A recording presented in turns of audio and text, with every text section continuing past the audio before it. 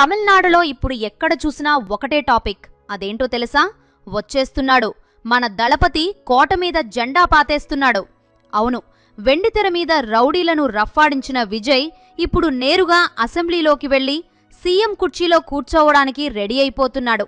పైగా ఇప్పుడు తమిళనాడు వీధుల్లో వినపడుతున్న నినాదం ఒక్కటే, విజయ్ అంటే విజయం, ఆయనే మా ముఖ్యమంత్రి. జనం కూడా ఫిక్స్ అయిపోయారు. ఆయన సినిమాల్లో ఇచ్చే ఎంట్రీలాగే పాలిటిక్స్లో కూడా అదిరిపోయే క్లైమాక్స్ ఉండబోతోందని. అయితే ఇక్కడ ట్విస్ట్ ఏంటంటే, దళపతి ఒక్కడే రావడం లేదు, తనతో పాటు హస్తం కూడా కలిసేలా ఉంది. అవును, కాంగ్రెస్ పార్టీతో మన విజయ్ గారు పొత్తు పెట్టుకోబోతున్నారనే వార్త ఇప్పుడు పొలిటికల్ సర్కిల్స్లో తెగ హాట్ టాపిక్గా మారింది. దీంతో బీజేపీ ఈ విషయంలో కాస్త నిరాశ పడుతున్నట్లు తెలుస్తుంది. మరి నిజంగానే విజయ్ కాంగ్రెస్తో పొత్తుకి రెడీగా ఉన్నాడా? అసలు ఈ నిర్ణయం వెనక ఉన్న ఆ మాస్టర్ ప్లాన్ ఏంటి?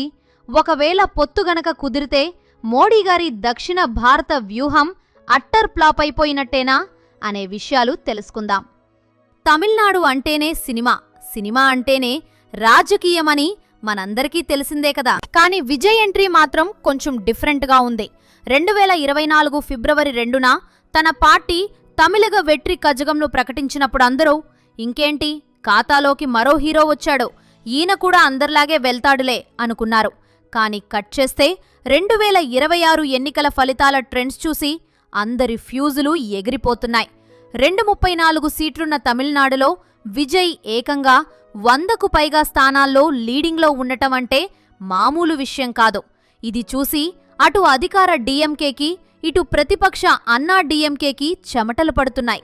అబ్బా ఏం కొట్టాడ్రా అని ఫ్యాన్స్ పండగ చేసుకుంటుంటే, రాజకీయ ఉద్దండులు మాత్రం ఇదేం వింతసామి అని తలలు పట్టుకుంటున్నారు. ఇక అసలు విషయానికి వస్తే, ఇప్పుడు హాట్ టాపిక్ ఏమిటంటే టీవీకే మరియు కాంగ్రెస్ మధ్య సాగుతున్న లవ్ ట్రాక్. అవును, మీరనుకుంటుంది నిజమే.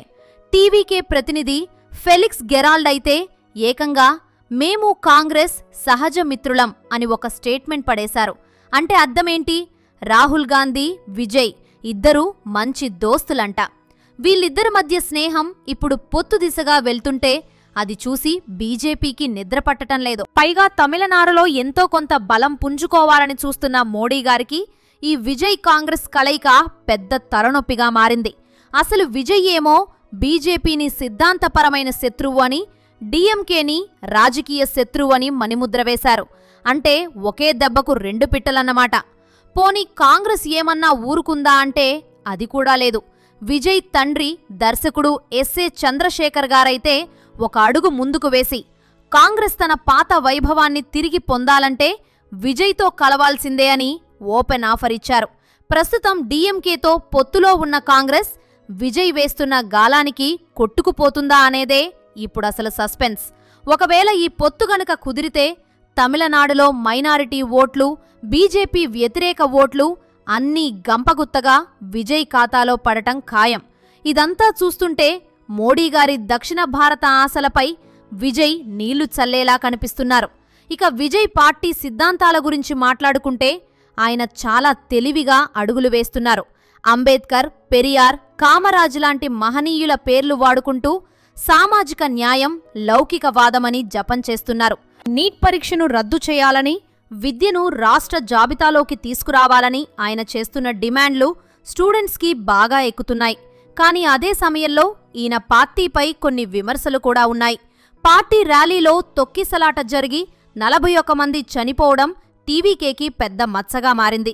దీనిపై సీబీఐ విచారణ కూడా జరుగుతోంది అంటే పరిస్థితి ఎంత సీరియస్గా ఉందో అర్థం చేసుకోవచ్చు. కానీ విజయ్ మాత్రం తగ్గడం లేదు.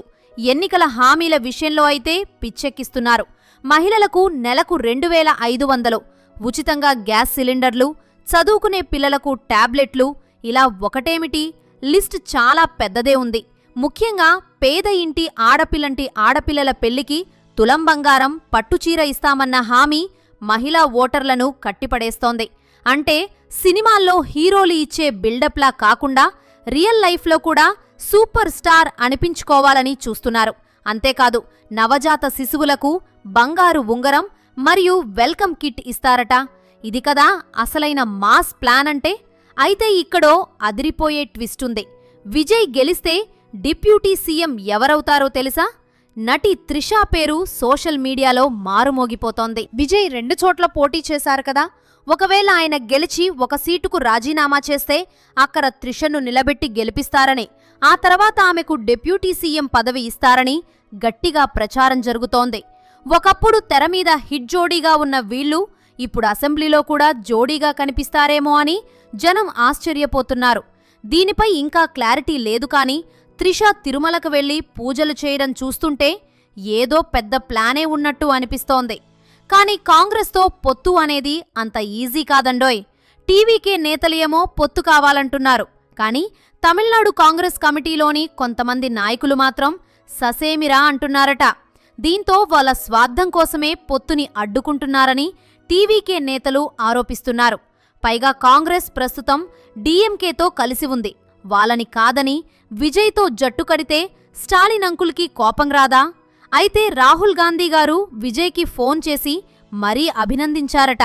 ఇది చూస్తుంటే ఢిల్లీ పెద్దలు పొత్తుకి రెడీగానే ఉన్నట్టు కనిపిస్తోంది.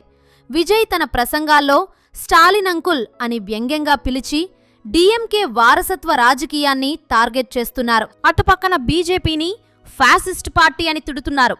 అంటే అటు లోకల్ పార్టీలను ఇటు నేషనల్ పార్టీలను ఒకేసారి బుక్ చేస్తున్నారన్నమాట. పైగా కచ్చాతీవు ద్వీపాన్ని శ్రీలంక నుంచి తిరిగి తెస్తానని కూడా స్టేట్మెంట్లిస్తున్నారు. ఇవన్నీ చూస్తుంటే విజయ్ కేవలం ఒక నటుడిలా కాకుండా పక్కా పొలిటీషియన్లా తయారయ్యారు. పైగా 1.5 కోట్లకు పైగా మెంబర్షిప్ ఉందంటే విజయ్ బలం ఎంతో అర్థం చేసుకోవచ్చు. అయితే విజయ్ హవా చూసి భయపడ్డ ప్రత్యర్థులు కూడా ఊరుకోవటం లేదు.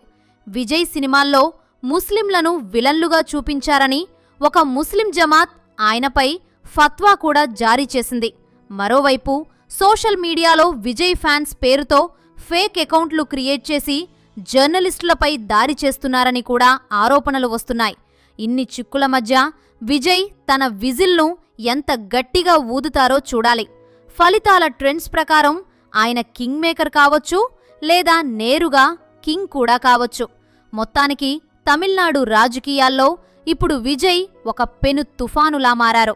బీజేపీ వ్యూహాలను చిత్తు చేస్తూ కాంగ్రెస్తో చట్టాపట్టాలు వేసుకుంటూ ఆయన సాగిస్తున్న ఈ ప్రయాణం ఎక్కడికి దారితీస్తుందో చూడాలి. చివరిగా ఒక మాట, రాజకీయాల్లో శాశ్వత మిత్రులు ఉండరు, శాశ్వత శత్రువులు ఉండరు. నిన్నటిదాకా వారసత్వ రాజకీయాలు అని డీఎంకేని తిట్టిన విజయ్ రేపవసరమైతే ఎవరితో జట్టు కడతారో ఎవరికీ తెలియదు. కానీ విజయ్ ఎంట్రీతో తమిళనాడు రాజకీయాల్లో ఒక కొత్త ఉత్సాహమైతే వచ్చింది. మరి ఈ స్టార్ హీరో తమిళ ప్రజల తలరాతను మారుస్తారా, లేక కేవలం గ్లామర్కే పరిమితమవుతారా? దీనిపై మీ అభిప్రాయమేంటో మాతో పంచుకోండి.